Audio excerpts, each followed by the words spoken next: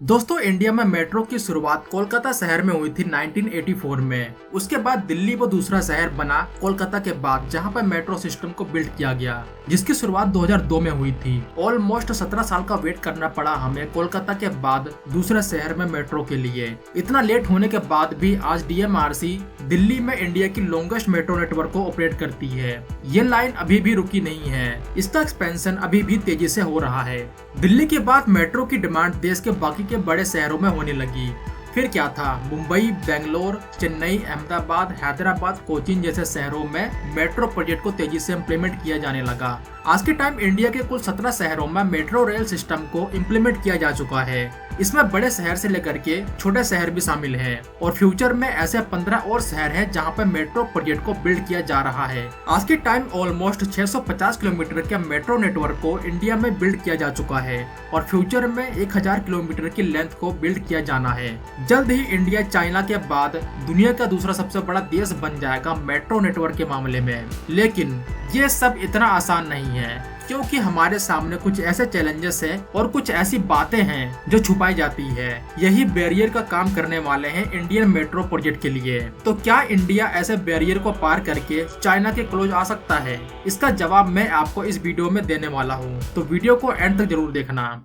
अभी के time India बहुत तेजी से मेट्रो नेटवर्क को एक्सपेंड कर रहा है। पहले ये सिर्फ कोलकाता और दिल्ली तक ही सीमित था, लेकिन उसके बाद मुंबई, चेन्नई, बेंगलोर, हैदराबाद जैसे टियर 1 सिटीज तक इसकी नीड महसूस हुई। जिस तरह से इन शहरों में पॉपुलेशन बढ़ रही है, उस तरह से ट्रांसपोर्टेशन की समस्या भी बढ़ती जा रही है। तो मेट्रो एक बेस्ट ऑप्शन बन के सामने आया है और ये कोई एक्सपेरिमेंट नहीं है, ये ग्लोबली प्रूवन है। न सिर्फ टियर 1 शहरों में, बल्कि आज के टाइम कुल 17 शहरों में मेट्रो रेल सिस्टम को ऑपरेशनल किया जा चुका है और आने वाले कुछ सालों में 15 और शहरों में इसको इम्प्लीमेंट किया जाएगा। कुल मिला के इंडिया के उन शहरों में मेट्रो रेल सिस्टम को बिल्ड किया जाना है जहाँ पे 10 लाख या फिर उससे ज्यादा की आबादी है।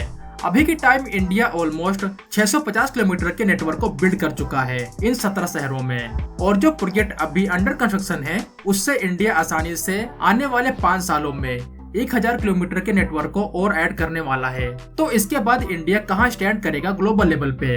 अगर मेट्रो ट्रेन और उसके डोमिनेशन की बात हो तो वहाँ एक देश का जिक्र जरूर आएगा और वो देश है चाइना। ये एक रियलिटी है जिसको एक्सेप्ट करना पड़ेगा हमको। चाइना आज के टाइम दुनिया की सबसे बड़ी मेट्रो नेटवर्क को ऑपरेट करता है। अभी हम इंडिया के 17 शहरों में मेट्रो रेल सिस्टम को इम्प्लीमेंट करने की जो अचीवमेंट है उसको सेलिब्रेट कर रहे हैं, लेकिन वही चाइना ऑलरेडी 49 सिटीज में मेट्रो नेटवर्क को ऑपरेट कर रहा है। और अगर मैं आपको दुनिया के कुछ बड़े मेट्रो रेल सिस्टम की लिस्ट दिखाऊं तो इसमें भी चाइनीज सिटीज ही डोमिनेट कर रही हैं। जैसे शंघाई शहर, जो चाइना की इकोनॉमिक हब है, वो 830 किलोमीटर के मेट्रो नेटवर्क को ऑपरेट करता है। ये इतना बड़ा है कि अगर आप मुंबई, बेंगलोर, दिल्ली, कोलकाता जैसे बड़े शहरों के मेट्रो सिस्टम को कंबाइन कर दे, फिर भी उसकी लेंथ शंघाई मेट्रो के बराबर नहीं होगी। दूसरे नंबर पे भी एक चाइनीज सिटी है, बीजिंग, जो चाइना की कैपिटल सिटी भी है। बीजिंग आज के टाइम 816 किलोमीटर के मेट्रो नेटवर्क को ऑपरेट करता है। इसके बाद लंदन का नंबर आता है। इसके बाद फिर एक चाइनीज सिटी है जिसका नाम है ग्वांगझो। चाइना ने जितने भी मेट्रो नेटवर्क को बिल्ड किया है अपने 49 सिटीज में, अगर उसको कंबाइन कर दे तो इसकी जो टोटल लेंथ बनेगी वो होने वाली है 8300 किलोमीटर की। ये इतनी बड़ी मेट्रो लाइन है कि अगर आप दुनिया के सभी मेट्रो सिस्टम को एक साथ कंबाइन कर दे फिर भी वो चाइना के बराबरी नहीं कर सकते। दूसरे नंबर पे अमेरिका, जो 1400 किलोमीटर के मेट्रो सिस्टम को ऑपरेट करता है, वो बहुत पीछे है। अगर आप दुनिया के टॉप 10 कंट्रीज की लिस्ट देखें जहाँ पे सबसे बड़ी मेट्रो नेटवर्क लाइंस हैं, तो इसमें इंडिया का पोजीशन 9th पे है अभी के टाइम। बट ये सब फ्यूचर में चेंज होने वाला है। जैसा कि मैंने कहा, इंडिया 1000 किलोमीटर से ज्यादा की लेंथ ऐड करने वाला है अपने मेट्रो नेटवर्क में। इसके बाद इंडिया आसानी से यूएसए को बीट करके नंबर 2 पे आ जाएगा, लेकिन चाइना को बीट करना ये बहुत मुश्किल टास्क होगा और इसके लिए काफी लंबा टाइम हमें वेट करना होगा, तब जाके शायद हम चाइना के क्लोज इन कर पाए। इंडिया का नंबर 2 पे ही पहुंचना इन नियर फ्यूचर बहुत बड़ा अचीवमेंट होगा। बट क्या Indian metro system Indian cities के लिए, इंडियन कम्यूटर्स के लिए सही है? क्या हम अपने मेट्रो रेल सिस्टम को सही से बिल्ड कर रहे हैं जिसका फायदा मैक्सिमम लोगों तक पहुंच रहा हो? ये एक बहुत बड़ा सवाल है जिसके ऊपर बहुत कम बात किया जाता है।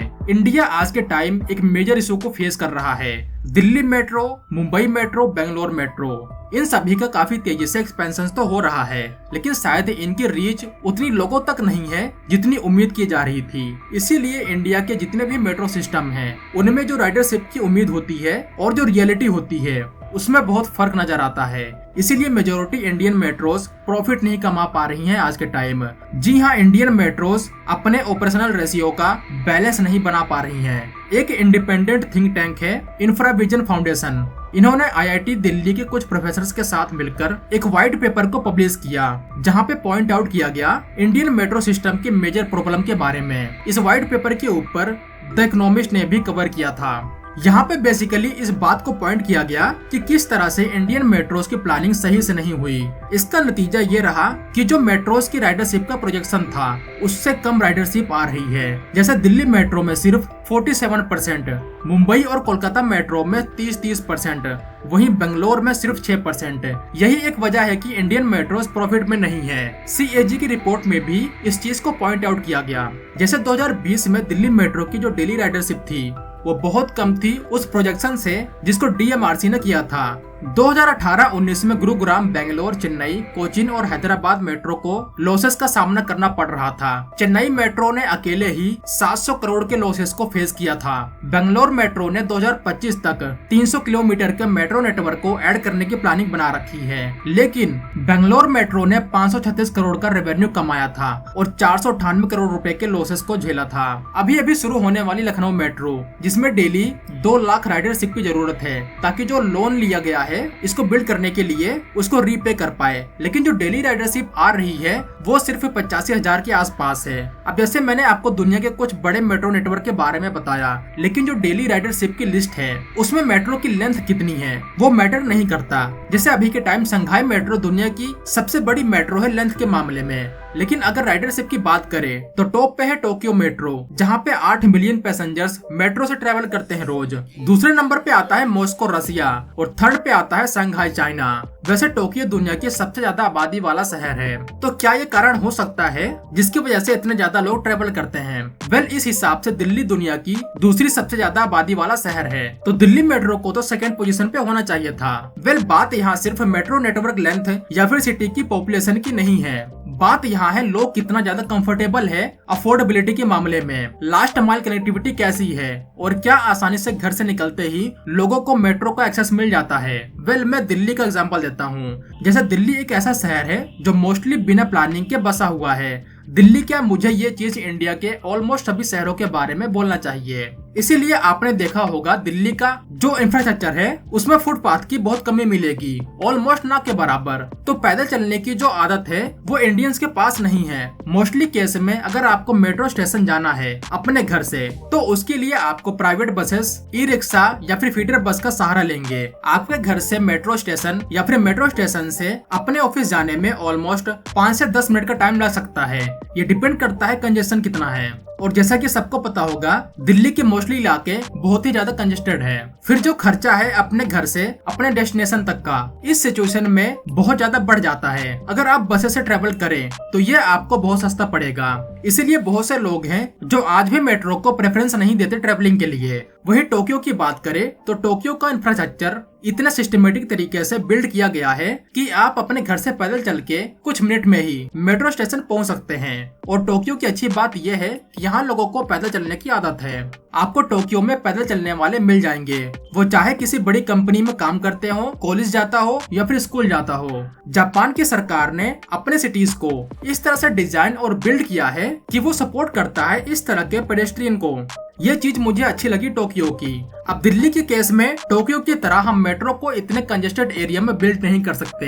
यही सिचुएशन आपको इंडिया के ऑलमोस्ट सभी मेट्रो सिटीज में देखने को मिलेगी और इसी चीज को इस रिपोर्ट में सबसे ज्यादा हाईलाइट किया गया है। ना प्रॉब्लम तो है हमारे सामने, बट इसको सुधारा कैसे जाए, ये एक बड़ा सवाल है। जो लोग दिल्ली से हैं उनको पता होगा 2017 से पहले दिल्ली मेट्रो के टिकट के प्राइस बहुत कम थे, लेकिन 2017 में दिल्ली मेट्रो ने टिकट के प्राइस अचानक से बढ़ा दिए, वो भी ऑलमोस्ट डबल।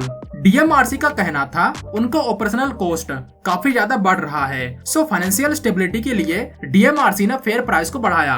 अब बहुत से लोगों को हैरानी हुई कि दिल्ली मेट्रो में इतनी ज्यादा भीड़ होती है, पीक आवर में लंबी लाइन लगती है। कई बार तो टोक्यो मेट्रो की तरह नजारा हो जाता है, जहां पे पैसेंजर्स को धक्का देकर मेट्रो के गेट्स को बंद किया जाता था। और फिर भी दिल्ली मेट्रो लॉस में है, लेकिन सच्चाई तो यही थी। फिर क्या था? इसके बाद डीएमआरसी के लिए फाइनेंशियल स्टेबिलिटी तो आई, लेकिन दिल्ली मेट्रो ने अपने बहुत से डेली पैसेंजर्स को खो दिया। मोस्टली ये वो लोग थे जो 10 किलोमीटर के अंडर ही ट्रेवल करते थे। कम डिस्टेंस में ट्रेवल करने वालों की संख्या इंडियन शहरों में बहुत ज्यादा है। फेयर हाइक के बाद लोगों ने अल्टरनेटिव ट्रांसपोर्ट मोड को प्रेफरेंस दिया, जो कहीं ज्यादा सस्ता और इजी टू एक्सेस था। इससे यही साबित होता है कि टिकट के प्राइस बढ़ाना सोल्यूशन नहीं है। इसके लिए लास्ट माइल कनेक्टिविटी को बढ़ाना होगा, जैसे फीडर बस का एक्सपेंशन करना, और टिकट्स को इंटीग्रेट करना होगा सभी ट्रांसपोर्ट मोड से, ताकि बार बार टिकट के लिए लाइन में न लगना पड़े। और लास्ट में मेरे ख्याल से जब तक इंडियन सिटीज में मेट्रो का नेटवर्क पूरी तरह से बिल्ड ना हो जाए,